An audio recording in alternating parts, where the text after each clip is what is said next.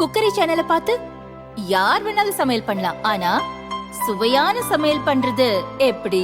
நான் இதயம் நல்லெண்ணெயில சமையல் பண்றேன். ஆஹா ஓஹோன்னு பாராட்டுறாங்க. நீங்களும் இதயம் நல்லெண்ணெயில சமையல் பண்ணுங்க, பாராட்ட வாங்குங்க.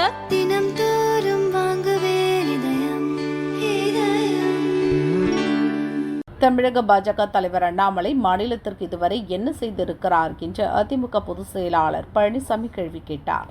பேட்டி கொடுப்பார், விமானத்தில் ஏறும்போது ஒரு பேட்டி கொடுப்பார், இறங்கும்போது ஒரு பேட்டி கொடுப்பார்.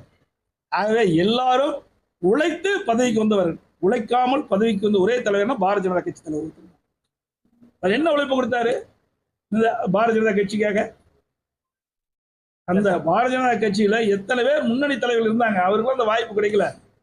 இவர் ஏதோ பணியில தலைவர் பதவி பெற்றார். அதை வைத்துக் கொண்டு இன்றைக்கு தலகால் புரியாம ஆடிக்கொண்டிருக்கின்றார். நாங்கள்லாம் இந்த கட்சிக்கு ஒன்று சொன்னா எங்களுக்கெல்லாம் எந்த பின்புலமும் இல்லை. ஒரு கிளைச்சாளர் இருந்து ஒன்றிய பொறுப்பிலிருந்து மாவட்ட பொறுப்பிலிருந்து மாநில பொறுப்பிலிருந்து வந்தோம். எம்எல்ஏ, எம்பி, அப்புறம் அமைச்சர், அப்புறம் தான் முதலமைச்சராக வந்தோம். ஆக கட்சிக்கு பொதுச்செயலாளர் வந்து எடுத்த உடனே வந்து 52 ஆண்டு காலம் உழைத்த பிறகுதான் இந்த நிலைக்கு வந்திருக்கிறோம். அதனால ஒவ்வொரு பதிலும் என்னென்ன பிரச்சனைகள் நன்றாக தெரியும், கட்சியிலும் சரி மக்களிடத்திலும் சரி.